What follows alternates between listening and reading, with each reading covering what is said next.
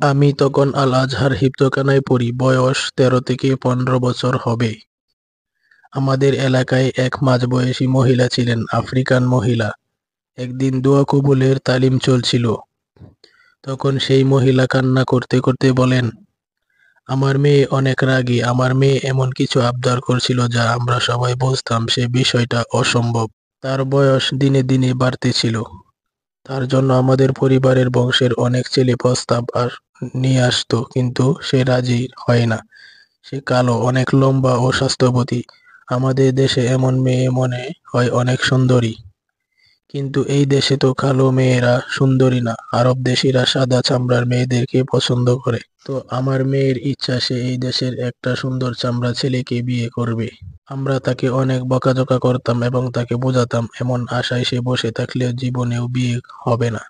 তখন মেয়ে উত্তরে সবসময় বলতো, বিয়ে কি তোমরা দিবা নাকি আল্লাহ তাআলা দিবেন। কদিন পর আমার বড় ছেলে এক আরবের ছেলে পক্ষ থেকে প্রস্তাব নিয়ে আসলো।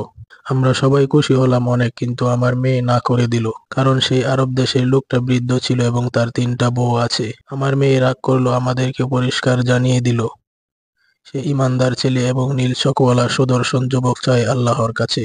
আরো বলে তার জন্য যেন আমরা কেউ পেরেশানি না হই। আল্লাহ তাআলা এনে দিবেন তার সেই স্বপ্নের রাজপুত্র।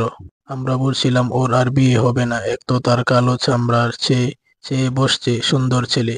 আমরা নিচু বংশ ও গরিব মানুষ, আর আরবরা অনেক ধনী মানুষ, সব না হয় মানা যায়, কিন্তু নীল চোখ এ আবার কোন পাগলামি। আরবদের বেশি থেকে বেশি কয়ারি চোখ হয়, নীল চোখ তো ইংলিশদের হয়। আমাদের তখন মনে হয়েছিল ও আসলে বিয়ে করতে চায় না, এভাবে আবদার করছে। একদিন ওকে অনেক গালাগালি করেছি এবং হাত তুলেছি।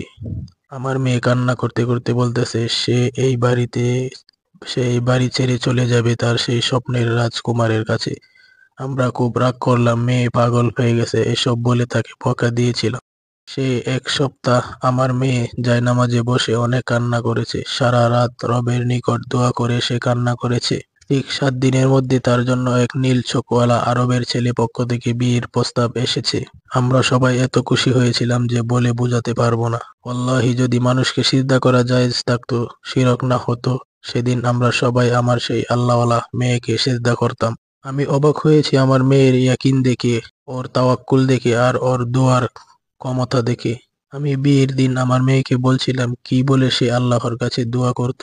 মেয়ে বলল, আমি সারাদিন ইস্তেগফার করতাম আর সারা রাত আমার পছন্দ ব্যক্ত করে দোয়া করতাম, আর আমার বিশ্বাস ছিল আল্লাহর কাছে সব সময়। আজ ১০ বছর হয়ে গেল, আমার মেয়ে অনেক সুখে সংসার করছে। ওদের বাচ্চাগুলো সুন্দর সুন্দর, কেউ সাদা, কেউ কালো, কেউ মাঝামাঝি। কিন্তু আশ্চর্যজনক বিষয় হলো তাদের সবারই চোখ নীল। আমরা সবাই একটা ঘরের মাঝে চলে গেছিলাম ভদ্র মহিলার এই কাহিনী শুনে। মহিলা প্রচুর কান্না করতে করতে এই গল্পটি বলছিল, আর আমরা মারাত্মকভাবে ইমোশনাল হয়ে গিয়েছিলাম। রাতের তাহাজ্জুদ আর ইস্তেগফারের কি ক্ষমতা! সুবহানাল্লাহ। তা এই দুইটি সময়ে দোয়া না করে বোঝা যাবে না।